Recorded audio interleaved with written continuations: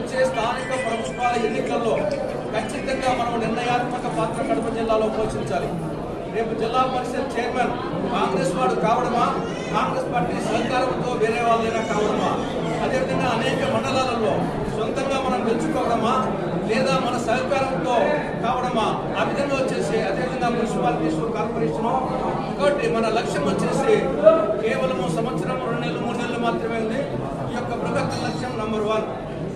రెండవది వచ్చేసి కేంద్రంలో 2029లో రాహుల్ గాంధీ గారు ప్రధాని కావడం అనేది అది మన బృహత్తర లక్ష్యం.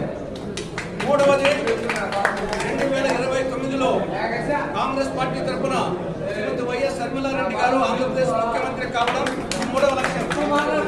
మనం ఆశామాషిగా ఈ కమిటీలు ఏర్పాటు చేయలేదు, కేవలం ఏదో సాంఘ్యం కోసమో సాంప్రదాయం కోసమో కాదు. ఖచ్చితంగా ఈ రోజు నుంచి టార్గెట్ ఫిక్స్ చేసుకొని